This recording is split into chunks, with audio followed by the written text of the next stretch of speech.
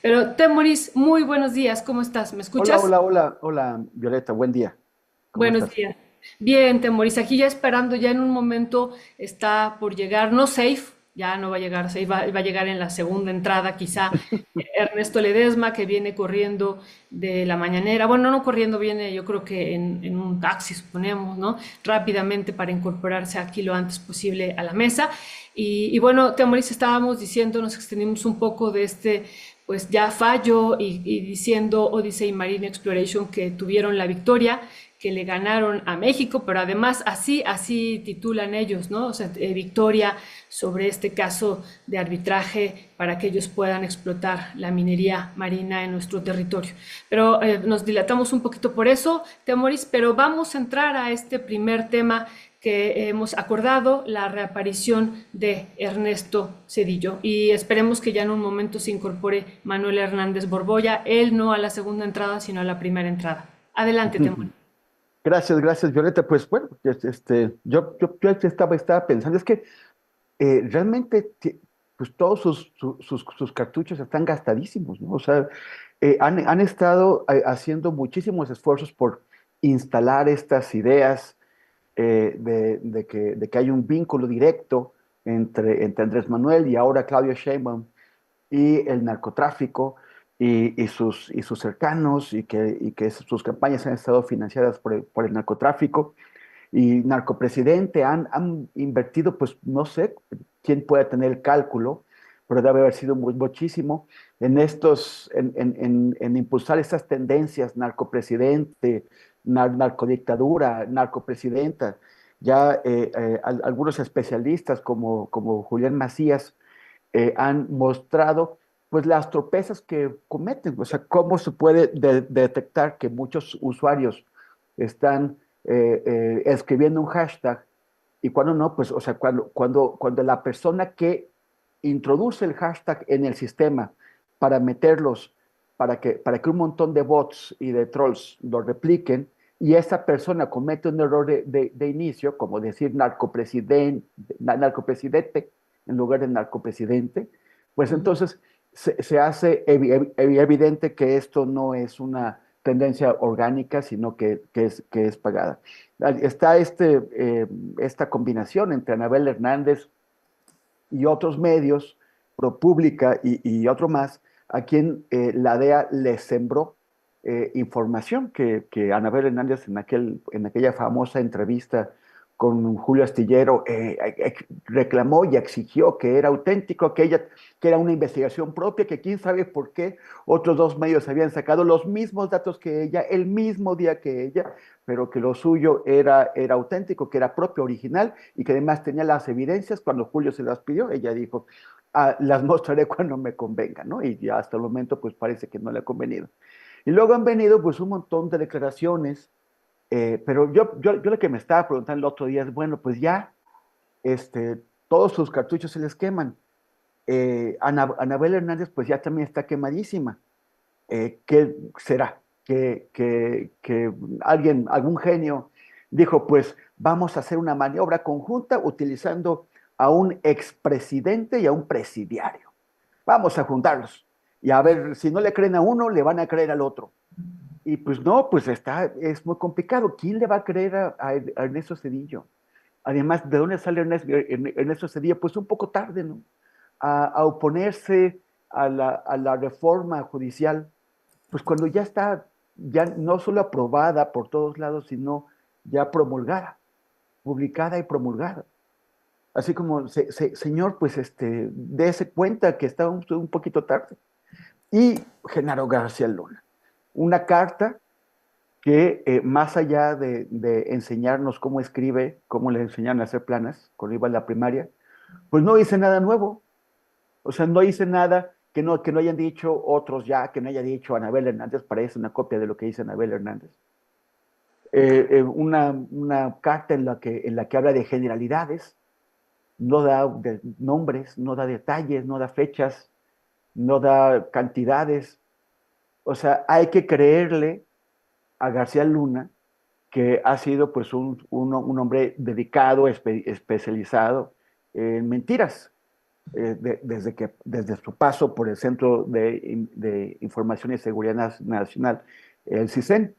Ya Francisco Cruz, en su libro sobre García Luna, cuenta cómo en un momento en que García Luna pensó que él podía llegar a ser presidente de la República, armó, pues muy precavidamente, un grupo de periodistas que iban a ser así como sus voceros, sus voceros no evidentes, sus voceros no abiertos, pero sí iban a estar llevando sus posturas. Y de acuerdo con lo que dice Paco Cruz, pues Raimundo Riva Palacio iba a ser como el jefe de prensa de este grupo. O sea, ya es un fabricador de mentiras. Entonces, pues bueno, pues ahora esperan que García Luna y Cedillo logren lo que tantos otros antes no lograron, pues yo lo veo bastante complicado y queda pues para la anécdota. Gracias, gracias, Temoris. Pues ya está Manuel Hernández Borboya, bienvenido, muchísimas gracias por acompañarnos. Manuel, pues está diciendo Temoris otra vez, reaparece Ernesto Cedillo.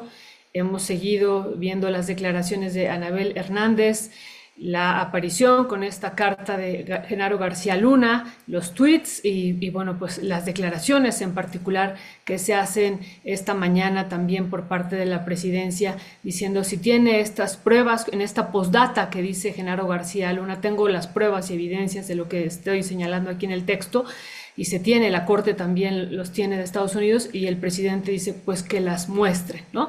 ¿Qué decir sobre todo esto en el marco de la reforma al Poder Judicial, Manuel? Sí, hola, antes que nada, saludos a todos, ¿cómo están? Pues me parece que es más del pataleo de la derecha, que entre más están tratando de, de sortear los obstáculos que ellos ven, como la reforma al Poder Judicial, pues más acaban exhibiéndose y hundiéndose. Es increíble cómo el grupito de comentócratas, comentaristas, comunicadores y demás, que llevan meses con el tema de la sobrerepresentación, porque no les gustó que hubiera mayoría calificada de Morena y sus aliados en el Congreso, pese a tener un respaldo importante de votos en las elecciones. Pues esos mismos que se estuvieron quejando sobre la sobrerepresentación son los mismos que ahora lanzan odas a Ernesto Cedillo como si fuera un gran estadista, cuando durante el mandato de Ernesto Cedillo se promulgó esta cláusula para garantizar la sobrerepresentación del PRI en un momento en el que el partido pues veía que estaba perdiendo fuerza y empuje a mediados de los noventas, después de una crisis importante dentro de las filas del Revolucionario Institucional. Bueno, pues ahora todos esos, que además son los mismos farsantes y simuladores que durante mucho tiempo vendieron la idea de la alternancia en el poder en México para encubrir lo que realmente fue un régimen neoliberal de bipartidismo de derecha, pues ahora esos mismos están utilizando al estadista, según ellos, Ernesto Cedillo, para arremeter en contra de la reforma al Poder Judicial, y lo hacen en un foro de una asociación internacional, con sede en Estados Unidos, la Asociación Internacional de Abogados, en donde además pues les dieron reconocimiento a Norma Piña, a la Suprema Corte y sus huestes, en algo que pues evidencia pues la pésima operación política de la golpista Norma Piña, que no solo propuso su propuesta de reforma al Poder Judicial cuando ya estaba prácticamente planchada en el Senado, sino que además pues siguen haciendo foros después de que ya se aprobó la reforma al Poder Judicial. Es que hasta para eso son incompetentes, este grupo de golpistas, que ni para, o sea, ya no les da ni para los tiempos, ni para ajustarse a los tiempos pues de su lucha política, ¿no? A final de cuentas, me parece que todos estos gestos pues acaban exhibiéndolos más. Ahora ya los vemos también replicar la carta de Genaro García Luna con una virulencia, porque precisamente pues ellos usan este tema y cualquier otro que tengan a la mano para el golpeteo político. Yo todavía iría más al fondo y creo que esta carta de García Luna se da en un momento en el que hemos visto una demora muy importante por parte del Poder Judicial en Estados Unidos, que también allá se cuecen habas con corrupción en el sistema judicial y demás. Y el caso de Genaro García Luna, pues lo han usado políticamente como parte de su gran estrategia imperialista de utilizar temas de narcotráfico para ejercer presión sobre México. Por eso no es casualidad que la carta de Genaro García Luna pues es prácticamente un refrito de la investigación, entre comillas, de Anabel Hernández y compañía, que realmente pues fue otorgado por la DEA. Y se da además en un momento, en un contexto de violencia que quizá comentemos más a fondo más adelante, que tiene que ver con la violencia en Culiacán registrada en los últimos días, en el contexto de las fechas patrias, que incluso se tuvieron que suspender en Culiacán. El último conteo que yo vi iban poco más de 30 muertos entre enfrentamientos entre los chapitos y los mayos.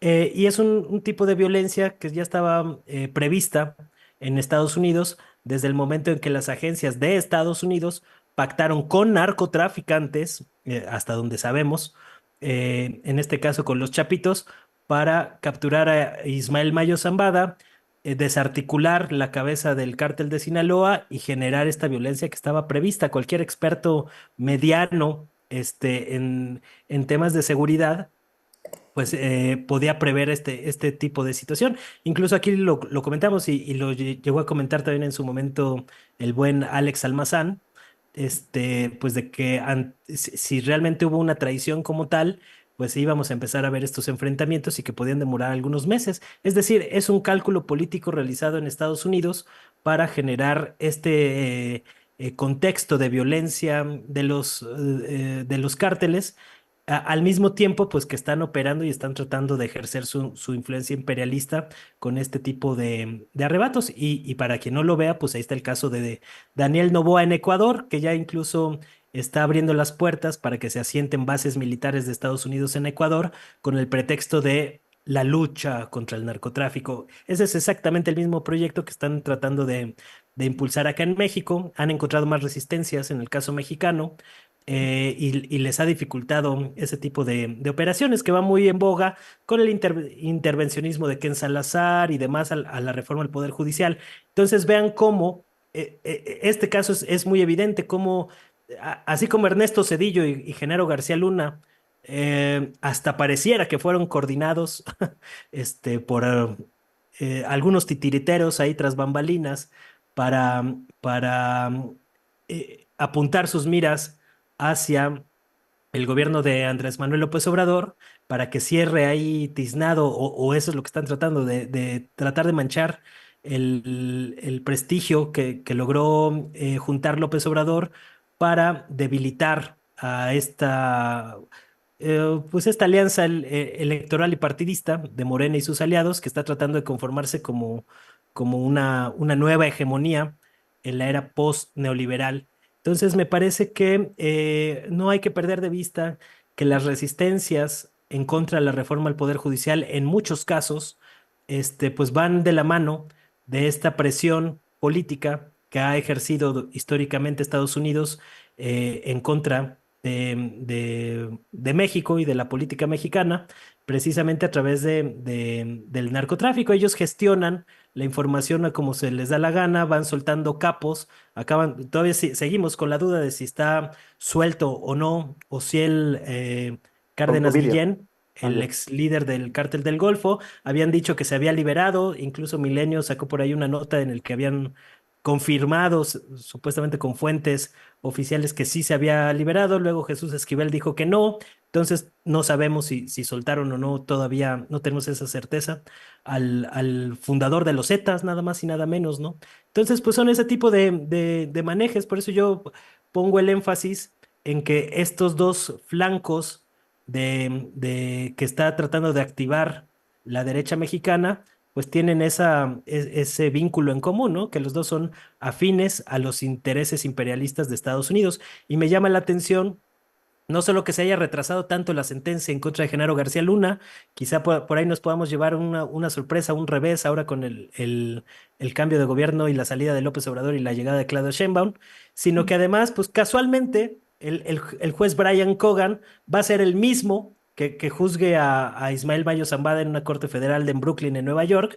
Es decir, es el único juez en Estados Unidos que puede juzgar temas de narcotráfico, al parecer, ¿no? Porque pues ya juzgó al Chapo Guzmán, ya juzgó a Genaro García Luna sin sentenciarlo, y ahora Ismael Mayo Zambada va exactamente al mismo lugar. ¿Y por qué? Pues porque Brian Cogan ha sido muy efectivo a la hora de ocultar los vínculos de estas organizaciones criminales con altos funcionarios en Estados Unidos, incluyendo los socios en la empresa de Genaro García Luna, que tenía socios exagentes de la DEA, del FBI y de la CIA, nada más y nada menos. Eso, por supuesto, pues no salió nada durante el juicio de Genaro García Luna. Entonces, pues yo lo veo como un intento más de la oligarquía mexicana aliada al imperialismo estadounidense por estar jodiendo, básicamente. Nada más que pues no les va a dar para mucho más. Es decir, está ya muy desgastada esa narrativa y van a tener que esperar otros vientos y otras coyunturas para que sean más efectivas estas campañas abiertamente golpistas, injerencistas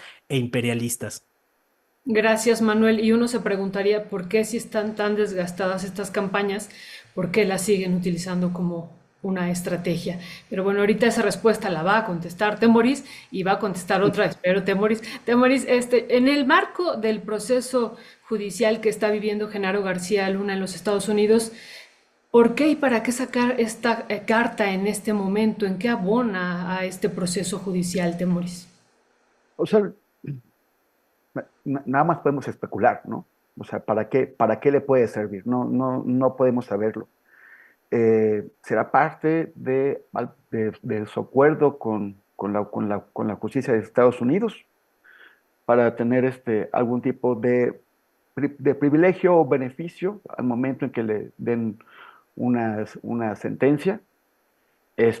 O él espera que de alguna forma le ayude a ganar puntos en México ante la opinión pública, o a quién quiere beneficiar. Recordemos también que los beneficios que se pueden obtener no son solamente personales o directos, también pueden ser beneficios para terceros, para familiares, para amistades, socios, o para el futuro, para consolidar algo ahora que le permita algún día cuando salga de la cárcel, pues disfrutar. ¿Quién sabe? Pero pues es un tiro al aire. O sea, es como ¿qué es lo que quería? ¿Qué autoridad cree o qué credibilidad imagina que tiene? A mí me parece que ninguna.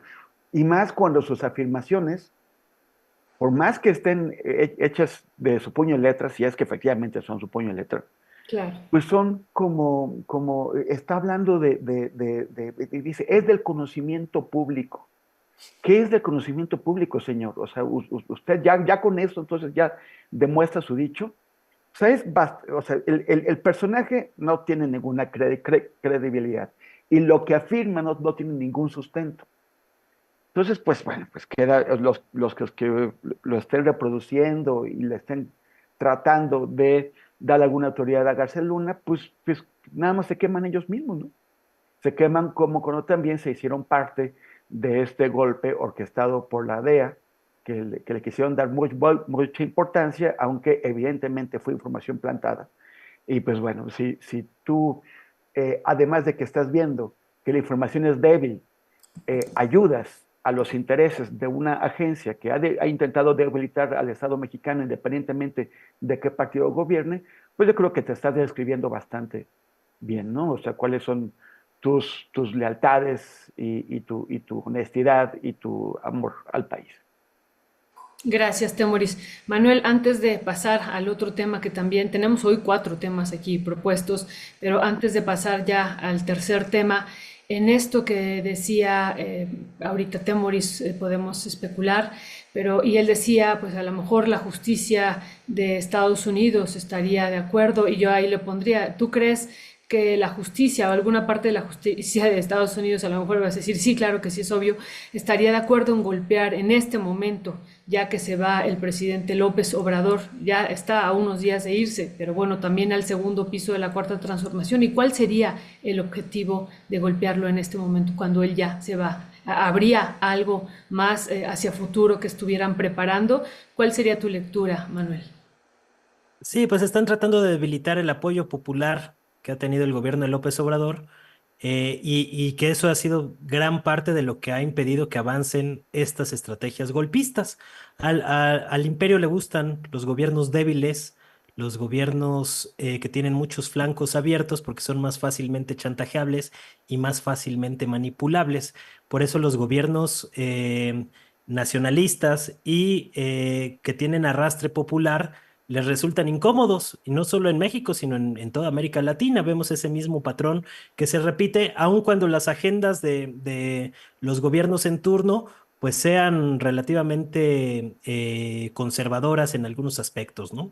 Entonces, eso es lo que están tratando de hacer, y están tratando de debilitar ese apoyo popular. Entre más logren generar dudas sobre los alcances y los vínculos con el crimen organizado del gobierno de López Obrador, pues van a poder entrar con mayor facilidad a meter mano, como hicieron durante todo el régimen neoliberal. Por eso, pues descongelaron al cadáver político de Ernesto Zedillo. Este, es decir, la manera en que están tan desfasados, pues se nota hasta en los personajes que eligen, ¿no? Para sus estrategias políticas. Un cadáver político como lo es Ernesto Zedillo, que salga a decir esas cosas cuando él borró de un manotazo a 26 ministros de la Corte, pues bueno, pues es una muestra y un síntoma de lo errática que traen, la mira tan chueca que traen en el bloque opositor, que ni para cosas básicas son capaces de prosperar en sus estrategias políticas y abiertamente golpistas, incluso fascistas, como lo comenté aquí la semana pasada. Y están pues tratando de dividir filas lo más que puedan. Por eso también mucho del tema de la militarización en México hay que tomarlo con cuidado, porque, digamos, hay mucha farsa, hay mucha simulación de que muchos que ahora lanzan odas a Cedillo y se les olvida el militarismo en casos como Acteal o Aguas Blancas, pues ahora están promocionando esta arenga precisamente para tratar de dividir filas dentro del el ejército mexicano, para ver si por ahí prospera el golpe. Y como se les acaba de cerrar la otra vía, que era la vía judicial, pues por eso andan que no los calientan el sol, y ahí los vemos, ¿no? Tratando de justificar atrocidades como el Fobaproa, que después de que los mexicanos hemos pagado más de 2 billones de pesos desde 1997, que se creó el Fobaproa IPAP, el, ahora la deuda es más del doble de lo que era originalmente, precisamente porque todo se ha ido para pagar intereses. Y cuando ves las ganancias exorbitantes de los bancos en México, pues te das cuenta de cómo están las correlaciones perversas de fuerzas dentro de la derrotada oligarquía neoliberal que se niega a desaparecer del mapa político en México. Entonces, pues están aferrando a lo que pueden por ahí, ¿no? Y también por eso, por este tema de los banqueros, creo que también hay que tomar con pincitas, pues, de algunas declaraciones que hizo Andrés Manuel López Obrador en este sexenio, incluso celebrando que los banqueros habían tenido más ganancias que nunca, y cosas de este tipo, ¿no? Que no son propiamente de una agenda política de izquierda, pero bueno, son de esas acotaciones de los gobiernos liberales y progresistas que tenemos que tener muy claro cuáles son sus límites y sus alcances. Me parece que dentro de esos límites y alcances de los gobiernos liberales y progresistas, el gobierno de López Obrador ha hecho lo correcto a la hora de tratar de marcar una línea más clara frente a los intereses imperialistas de Estados Unidos. Y lo estamos viendo en otros casos, ¿no? Como este caso de cómo ahora se está beneficiando a una empresa pesquera porque no se le permitió, una empresa pesquera estadounidense, porque no se le permitió devastar el Golfo de California. Entonces, son de este tipo de cosas a los que los conservadores se están aferrando para tratar de seguir figurando, porque pues fueron borrados completamente del panorama electoral, y por eso tienen que recurrir a otras vías para tratar de generar un ambiente de encono, de molestia, y que sean, con el objetivo de que sean más prósperos los arrebatos golpistas que hemos visto pues a lo largo de este sexenio y que van a continuar el próximo. Muchísimas gracias, Manuel. Pues ya está aquí con nosotros y nosotras Ernesto. Muy buenos días, ¿cómo estás? Hola Violeta, buenos días. Manuel Temoris, buenos días. Pues regresando de la conferencia matutina, quedan ya nada más 8 conferencias del presidente López Obrador y se termina el 20. Además, déjenme nada más avisarles que pues ya ahí me estaba enterando que cambia el formato de las mañaneras una vez que entra Claudia Sheinbaum. No se sabe bien cómo va a ser a la hora del registro, los turnos y demás, eso todavía no lo sé, pero las mañaneras tendrán una duración de 45 minutos, es decir, van a ser de 7 a 7:45, máximo 8, y that's it. Así que bueno, eso también me parece pues bastante razonable. Creo que Ahora Momentum va a empezar a las 8. exacto, sí, sí, sí, vamos a poder empezar antes. En fin, ya haremos nuestros ajustes. Habíamos calculado, déjenme decirles ahí, Violeta y yo y el equipo habíamos platicado que pensamos que la mañanera iba a terminar a las 9, pero, oh, sorpresa, no, me estoy enterando que no, va a terminar incluso antes de las 8. Ese es lo que está presupuestado, así que, pues bueno, me parece que será útil también porque creo que Claudia es más directa a la hora de responder, no da tanto, no hace contexto histórico y demás, sino que va a responder directo, así que pues esas son parte de de las noticias que tenemos. Y venía ahí en el taxi escuchándoles, pero no podía entrar porque el taxista traía su estéreo ahí a todo volumen y no le quería bajar, no sé, No traía Momentum. no traía momento y no le quería bajar. Le dije, oiga, ¿le puede bajar? Es que voy a entrar a una entrevista. Dice, no, pues cuando llegue, si quiere, entra, ahorita no. Sí, es eso que dices, pues me bajo, ¿no? Dices, bueno, ya no me voy a complicar la existencia, mejor me voy directo y ya. Yo nada más me gustaría completar ahí con esto último que señalaba ahorita Manuel Hernández Borboya, que además del descaro de Ernesto Zedillo de reaparecer y así todo enjundioso, haciendo estos planteamientos, no tengo más que añadir que lo que añadió ahorita Temoris, lo que añadiste, Manuel, pero también el otro fue muy represor teniendo a Francisco Labastida Ochoa como secretario de Gobernación. Era también otro dato que sentimos incluso que pasó de noche ese dato y además que solicitó fuera exonerado por crímenes de lesa humanidad del caso Acteal, pues tremendo, tremendo descaro.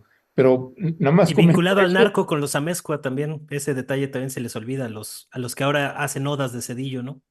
Sí, sí, sí, pero bueno, pues son de las cosas que pensamos que sí vale la pena.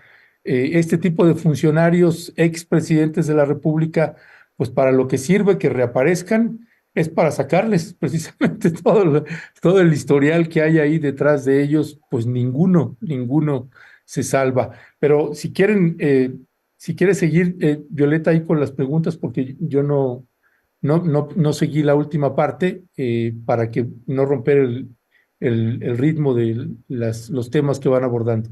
Sí, sí, muchas gracias, Ernesto. Pues sí, además de represor y de todo esto que decíamos en materia económica, que fue pues el error de diciembre y que costó, tuvimos una devaluación y una fuga de capitales importantes y que eso impactó en la situación social, pues también entregó 35 millones de hectáreas a las empresas mineras, entre otros recursos naturales. Eso no hay que dejarlo de señalar. Pero bueno, vamos al otro tema, este otro tema que también nos parece muy importante, ya de un saldo, un balance de todo el sexenio en materia de seguridad. Iniciaríamos contigo, Temoris, de seguridad y de inseguridad. O sea, ves, a mí me parece muy difícil hacer un balance general porque es un país muy diverso y muy complicado. Habría que ver en distintas zonas lo que ocurrió en Ciudad de México, como se perciben las cosas aquí, pues es muy distinto a lo que ha pasado en distintas regiones del país. Creo que es una cosa que nos ha preocupado mucho, es que la urgencia de una fuerza de seguridad pública confiable fue atendida, encargándosela a los militares. Y a pesar de que al principio del sexenio se prometió el presidente, que bueno, que de ahí se extraía el personal para llenarlo, porque tampoco era fácil, o sea, no se podía echar mano de la Policía Federal antigua, porque está muy corrompida, y recordemos que ya estaba García Harfuch, y que por lo tanto pues no se podía hacer. Entonces, ¿de dónde sacas tú a decenas de miles de efectivos que necesitas? Dice, pues, hay que hacerlo del ejército, pero no quedará bajo mando militar y seguirá siendo civil. Y ya vemos que lo que viene ahora, o sea, es la consumación constitucional de lo que ya es una realidad en los hechos, que es que los militares están a cargo de la seguridad pública del país. Entonces, fortalecimiento del ejército, un ejército que por más que hay personas que cambian de opinión de un día para otro y que dicen que antes marchaban en las calles para exigir el regreso del ejército a los cuarteles y ahora critican a quienes piden lo mismo, porque supongo que el agua bendita de pronto bañó a los generales y ya es un cuerpo puro y limpio. Pues bueno, pues otros lo dudamos. Es cierto que distintos protocolos, de distintas reglas han contenido en parte al ejército, o sea, no hemos tenido una Ayotzinapa, no hemos tenido un Tatlaya, pero sí se han registrado distintos abusos. Y sobre todo lo que nos preocupa es el ejército, es el poder del ejército a futuro, el poder del ejército, que para cualquier presidente o presidenta será muy difícil poner en orden, sobre todo porque además de la seguridad pública, Andrés Manuel les confió su legado en términos de infraestructura, y eso les da, además del poder militar, un gran poder económico. Entonces, bueno, eso preocupa y preocupa. Se detuvo la tendencia a la alza que venía desde Calderón y que continuó con Peña Nieto. Hay que recordar que la tendencia histórica antes de Calderón era a la baja, por ejemplo, en el índice de homicidios. Calderón la invirtió radicalmente, hizo una parábola. Y Andrés Manuel logró contenerla, pero el cumplir la promesa de que en general en el país se pueda vivir en mejores condiciones, no la logró cumplir, y le va a quedar entonces a Claudia Sheinbaum. Estamos viendo en Chiapas, hay cada vez noticias más alarmantes del aislamiento de comunidades por parte de grupos de crimen organizado, de campañas de reclutamiento forzoso, en donde llegan a una población, agarran a los jóvenes y los incorporan al crimen organizado a fuerzas. Hay otras zonas en Michoacán, hay paros de agricultores porque ya no pueden acceder a sus tierras porque tienen que pagar piso o porque de plano se las han arrebatado miembros del crimen organizado. Y también está esta situación de connivencia o complicidad entre grupos del ejército y grupos del crimen organizado. Esto se da de manera ejemplar e histórica en Guerrero, pero parece que no solo. Además de violaciones de derechos humanos, en donde finalmente los autores, los responsables, han quedado más allá del alcance de la justicia, como las dos matanzas de jóvenes que hubo en Tamaulipas, una de las cuales quedó registrada en video por una cámara de seguridad sin que hubiera consecuencias significativas. Entonces, las promesas quedan todavía por cumplirse, pero las condiciones son complicadas en la medida en que quien ocupe la presidencia como poder civil se verá siempre en dificultades para controlar al poder militar.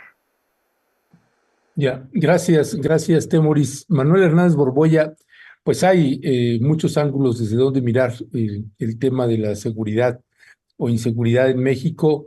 Creo que desde mi punto de vista, este es un saldo que nos quedó a deber esta administración, así como tuvo muchas luces o hartas luces, como dicen por ahí, pues también estas son de las sombras tremendas y terribles que es pues los niveles de inseguridad y violencia. Tengo la impresión, Manuel, que faltó un estratega de seguridad interna y de seguridad nacional, porque se le advirtió al presidente desde el principio del sexenio y pues tuvieron algunos años para por lo menos tener estrategias preventivas para que no se agudizara al punto en el que está en varias entidades de la República Mexicana. ¿Cuál es tu balance sobre el tema?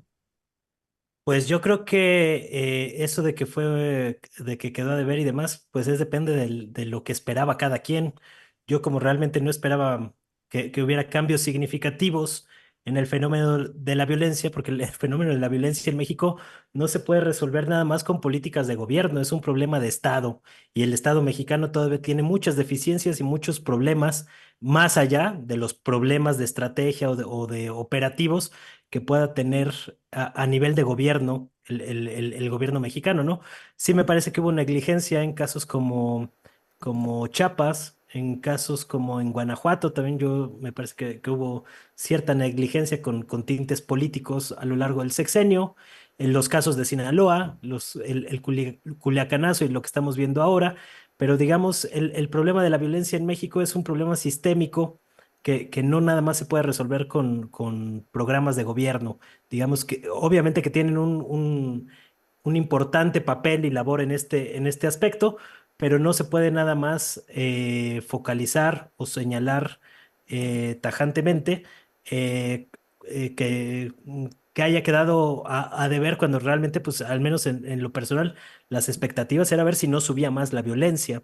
Entonces creo que dentro del saldo que nos está entregando López Obrador en su informe de seguridad, hay algunos datos que me parecen interesantes. Obviamente está la cifra a la baja, esta tendencia a la baja de homicidios, luego de que prácticamente la primera mitad del sexenio López Obrador, aquí lo comentamos muchas veces, fue una meseta, que no había variación significativa, y después vino una ligera tendencia a la baja que podría subir en el futuro, pero que digamos sí está entregando López Obrador un país un poquito menos violento del que encontró en 2018. Hasta cierto punto es favorable ese saldo. Está muy lejos de ser suficiente o de satisfacer las necesidades de seguridad que tenemos en México. Pero digamos, pues se avanzó un poquito en ese aspecto. Y esta otra cifra que me parece importante es la percepción social de inseguridad con cifras del INEGI. En diciembre de 2018, el 73% de los mexicanos se sentían inseguros en la ciudad en la que vivían y a cifras de junio de 2024, datos del INEGI, la cifra actual está en 59%, es decir, todavía más de la mitad de los mexicanos se sienten inseguros en los lugares donde viven, pero se bajó pues casi 20% esta cifra. Entonces, que está muy lejos de cumplir las necesidades de satisfacción, de seguridad que tenemos en México, pero me parece que eh, algo se hizo, no lo ideal. Yo creo que hubo pues también mucha falta de coordinación en algunos aspectos, sobre todo a la hora de atender frontalmente temas como el Culiacanazo, entre otros. Yo me acuerdo pues el despapalle que fue en el gabinete de seguridad con Durazo al frente de la Secretaría, que me parece que en esa primera mitad hubo más problemas. Creo que con Rosa Isela se estabilizó un poco más, aunque realmente pues la Secretaría de Seguridad Pública pues ahora es una secretaría menor que realmente no está operando en términos duros los temas de seguridad que están en manos del ejército. Vimos todo el tema de la Guardia Nacional, que se supone se creó con la intención de que fuera una fuerza civil, ahora la van a pasar a la Secretaría de la Defensa, como parte del Plan C, o eso es lo que para donde pinta la situación. Me parece un desacierto, que ya también lo hemos comentado, pero me parece que también al mismo tiempo, algo que no se comenta mucho dentro de la estrategia de seguridad es la manera en que cosas como los programas sociales, el incremento al salario, cosas de esta índole, sí ayudaron también a reducir otros tipos de delito que no son tan comentados como los homicidios dolosos, pero que tú ves las cifras de robo y bajaron drásticamente en este sexenio. que son también de esos datos que no se comentan mucho. Creo que en el tema, aun cuando el ejército está realizando las tareas de seguridad, pues lo dijo también Temoris, no hemos visto casos como Ayotzinapa, Tlatlaya, entre otros. Se redujeron drásticamente los abusos de las Fuerzas Armadas. No quiere decir que hayan desaparecido, no quiere decir que no siga habiendo abusos, pero redujeron drásticamente en este sexenio y eso me parece también una buena señal dentro de lo que cabe. Entonces, me parece que hubo algunos logros en la política de seguridad, están muy lejos de ser suficientes, pero hay que tener en cuenta que el fenómeno de la violencia en México no va a ser cosa de uno, ni de dos, ni de tres gobiernos, sino va a ser en caso de que todo transcurra bien, que no haya contratiempos de otra índole, pues va a tomar varios años revertir este desastre que es legado del neoliberalismo. Cuando tú revisas cuando se empezó con el proyecto neoliberal, las políticas neoliberales, pues ves muy claramente dos tendencias. Una, pues de la expulsión de mexicanos hacia Estados Unidos para trabajar como migrantes, y la otra, pues es cómo se dispararon los niveles de violencia, porque a final de cuentas, la violencia en México es producto del neoliberalismo, pero también del imperialismo estadounidense. O sea, son dos proyectos que van completamente de la mano para tratar de saquear con mayor facilidad los territorios en México. A río revuelto, ganancia de pescadores, dicen por ahí, y esa es la política imperialista que hemos padecido en México los últimos 40 años. Sería muy difícil de creer que en 6 años se fuera a revertir completamente la tendencia. Me parece que va a tomar más tiempo en el mejor de los casos, pero hay que tener también muy en cuenta cómo se ha construido este fenómeno de la violencia en México, porque no nada más tiene sus tentáculos metidos aquí, sino que hay también tentáculos movidos desde fuera con toda esta situación, con esta gestión de los cárteles que se ha hecho desde Estados Unidos y que parece que esa parte muchas veces se invisibiliza completamente a la prensa corporativa a la hora de hacer análisis serios, rigurosos sobre la situación de la violencia y la inseguridad en México. Pues muy, muy interesante, Manuel Temoris. Pues yo concuerdo con esto que señala Manuel. En una parte me parece importante, ¿no? El pecado original del capital, pues es haber nacido chorreando sangre. Y bueno, pues esta violencia es estructural, es sistémica, pero me parece que también puede haber algunas estrategias que pueden ir modificando, como ya las ha señalado también ahorita Manuel, que esta parte de la economía a lo mejor no vemos, que también fue parte fundamental de la estrategia para detener esta violencia que venía creciendo de una manera intensa y que no quiere decir que no siga habiendo. Seguimos en el capital y sigue habiendo violencia y mientras exista capital habrá violencia, eso es innegable. Pero ¿cómo hacer para ir cambiando y modificando pues algunas cuestiones que se puedan abordar? Por ejemplo, esta mañana escuchamos nuevamente en la conferencia mañanera decir, no, en Sinaloa hay menos violencia que en Guanajuato. ¿No? En Guanajuato sí hay violencia en función del número de homicidios. Por ejemplo, en función del número de homicidios, pues estados como Chiapas, Michoacán, otros no salen en comparación con el número de homicidios de Guanajuato. Entonces, desde la estrategia del gobierno, pues como no hay tantos homicidios en estos territorios, pues entonces el foco no se centra tanto en ellos. Sobre esto, Temoris, ¿qué decir? Este, bueno, o sea, tiene que ver, a ver, hay que preguntarle a la gente de Culiacán si siente que efectivamente que es afortunada esa comparación, cuando llevan dos semanas sumidos en el terror, cuando no hay clases, no hubo grito de la independencia, la gente tiene que estarse escondiendo, y les dicen, no se preocupen, en Guanajuato está peor, ¿y a mí qué? O sea, es como, bueno, y también cuando el propio general Leana, que es el comandante de la región militar en la que está Sinaloa, hizo esas declaraciones en donde dice que el cese de la violencia no depende de las fuerzas de seguridad, depende de la voluntad de los delincuentes que se están peleando. Entonces, pues, ¿dónde está el Estado? Entonces, ¿para qué pagamos impuestos? ¿Para qué votamos? ¿Qué responsabilidades tienen? O sea, si este señor está abdicando de ellas. A mí me pareció correcta la respuesta que dio Claudia a eso, mejor que la que dio Andrés Manuel. Porque lo que dice Claudia es, tampoco se trata de que mandemos a los batallones a enfrentarse en Culiacán y en otras ciudades y poblaciones con los criminales o sea, como comentaba ayer, no es un tablero de ajedrez en donde dos fuerzas se encuentran con el espacio limpio para enfrentarse. Es un espacio lleno de construcciones, de casas, de hogares, de hospitales, de escuelas, en donde vive gente, y estos grupos tienden, en particular en Culiacán, a utilizar a la población civil como rehén, a tomar a familias, a edificios con familias y amenazarlos.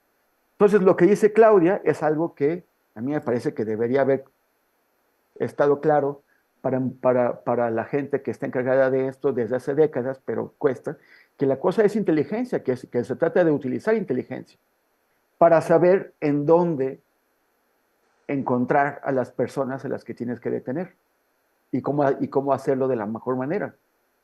O sea, tiene que ser así, porque de otra forma el costo para la gente pues es muy alto.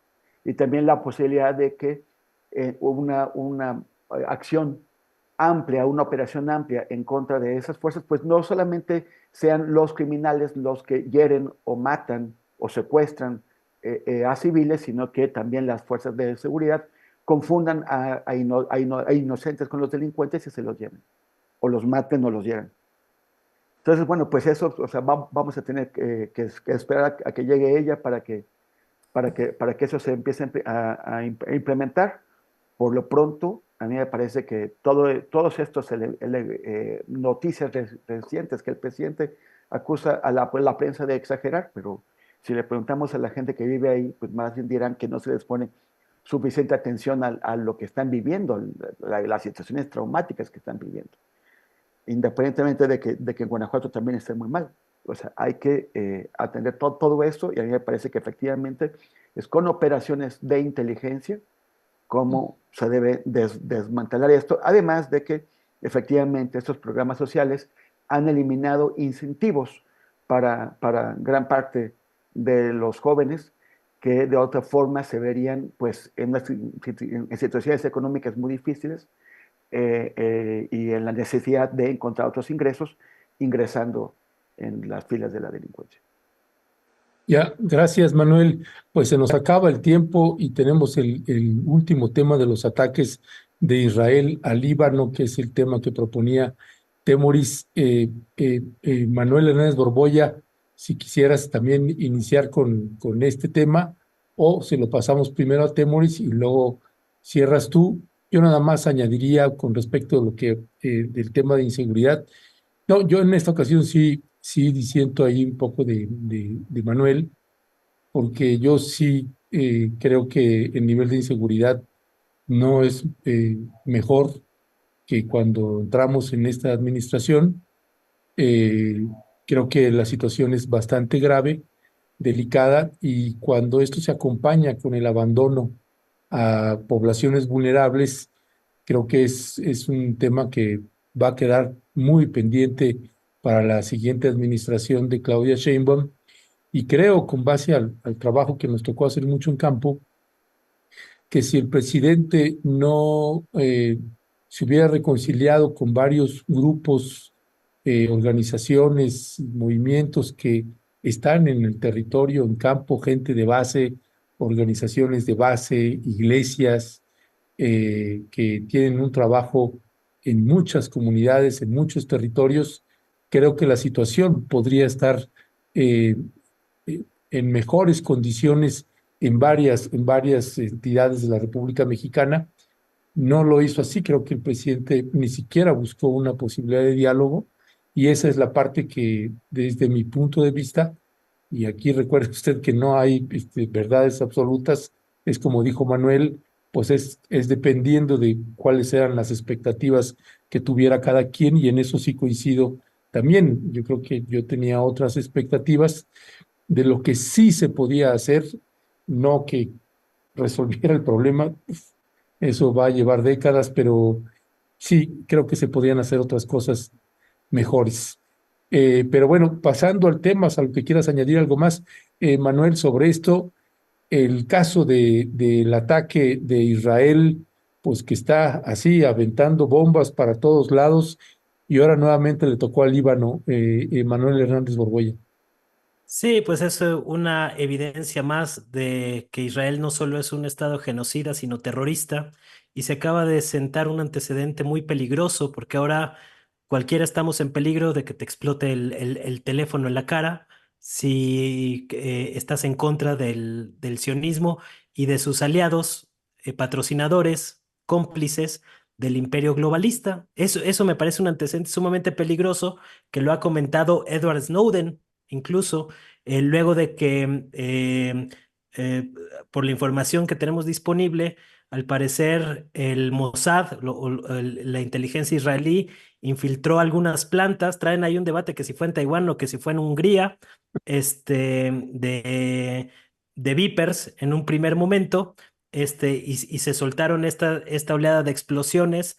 Pues contra gente supuestamente, o dicen los israelíes, que afiliados o integrantes de Hezbollah, pero en realidad pues fueron ataques indiscriminados y y no ha sido la única oleada. También hubo otra segunda oleada con radios, con walkie-talkies, y en estas últimas horas se ha registrado al menos una tercera oleada de explosiones que incluyen coches y otro tipo de dispositivos. Es decir, es gravísimo esto que se está produciendo hoy en el mundo. ¿Cómo estarán las cosas? Que hasta el jefe de la Cancillería de Jordania, un país aliado de Israel y, digamos, títere de las potencias colonialistas occidentales, ya está hablando de que Israel está empujando a toda la región a una guerra. Es que es insostenible. Lo increíble es que no se haya producido una guerra de gran escala después de que Israel ha hecho todo lo posible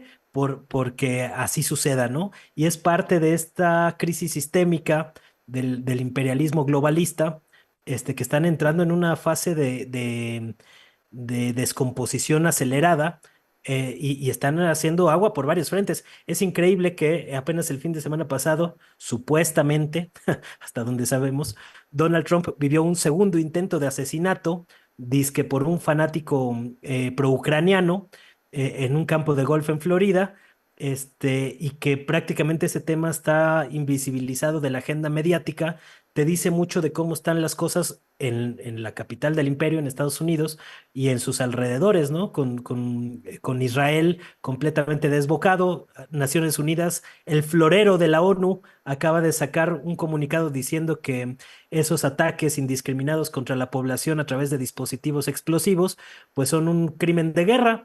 Pero pues en el mundo que ha construido esta tiranía globalista, puede ser un estado genocida, un estado terrorista, un estado criminal de guerra, y aún así no tener una sola sanción internacional, como sí la tienen otras potencias emergentes que no están, que no bailan al son que les tocan desde Washington o desde Londres. Entonces me parece que este antecedente de los explosivos en Líbano sienta un antecedente sumamente peligroso y que amerita una revisión a profundidad de que los gobiernos tienen que replantearse muchas cosas. Tienen que replantearse generar condiciones para desarrollar su propia tecnología de comunicaciones sobre todo, y también de servidores de Internet, porque digamos, el mundo multipolar que está emergiendo ahora, este mundo unipolar de la tiranía globalista y su fracasado proyecto neoliberal se están desfondando. Pues ha hecho que quienes se sienten dueños del mundo sean cada vez más cínicos, más violentos y más desvergonzados a la hora de ejercer toda su tiranía, ¿no? Ahí vemos también, por ejemplo, a Hillary Clinton, el brazo progresista del bipartidismo de derecha en Estados Unidos, diciendo que todos los que difundan propaganda rusa, sea lo que eso signifique, deben de ir a la cárcel en Estados Unidos, el país de las libertades, de la democracia, ese tipo de arrebatos y de gestos, o la gran censura. Que por cierto, pues ahora ya somos, quienes trabajamos en RT, ya somos agentes, rusos, según el Departamento de Estado de Estados Unidos, ¿no? Ya somos espías rusos también. Nosotros esperemos que no haya algún tipo de represalias contra periodistas, porque eso desde luego que no sale en la gran prensa globalista. Y digamos, las explosiones que vimos ahora en Líbano, pues son parte de este cóctel de tiranía, de fascismo a la alza que yo vengo denunciando desde hace un tiempo y que con este disfraz de liberalismo, un liberalismo bastante caduco, por cierto, están tratando de justificar las atrocidades que están cometiendo con tal de no soltar o tratar de no quedarse sin el poder que acumularon tras dos guerras mundiales y sobre todo tras la caída del bloque soviético a finales de los 80, principios de los 90. Entonces, digamos, el imperio está entrando en una fase particularmente agresiva. A mí me parece que va a ser muy difícil que el mundo no entre a una gran guerra dentro de los próximos años si se mantiene esta tendencia y lamentablemente hoy no veo que haya alguien o algo que por las buenas, digamos, pueda hacer que el gobierno el Estado terrorista, genocida y criminal de guerra de Israel vaya a mesurar sus posturas pronto. Ni siquiera las protestas multitudinarias contra Netanyahu están siendo cubiertas en la prensa corporativa y hoy tenemos a dos candidatos presidenciales en Estados Unidos abiertamente sionistas, abiertamente a favor de Israel, abiertamente a favor de Netanyahu, y eso pinta mal para el mundo y por todos los coletazos que va a haber, Ya. no solo en los lugares donde está ocurriendo la violencia, sino también los coletazos del sistema y del imperio en otras regiones del mundo, ¿no? Entonces es un Sí. tema que afecta a nivel planetario. Gracias, Temoris, te pasamos inmediatamente la pelota. Gracias. Bueno, antes de que se me olvide, quería comentar esta iniciativa que llevan algunos activistas simpatizantes de la causa palestina y que mañana va a estar en la UAM-X. En la UAM Xochimilco se llama Amapolas por Palestina. Esto lo que están haciendo ahora rumbo al aniversario de la ofensiva del 7 de octubre. Están haciendo amapolas de esta técnica de origami, flores de amapola, y se están invitando a la gente a organizarse para hacerlas y reunirlas, y mañana hay un taller en la UAM Xochimilco en el Jardín Zapata.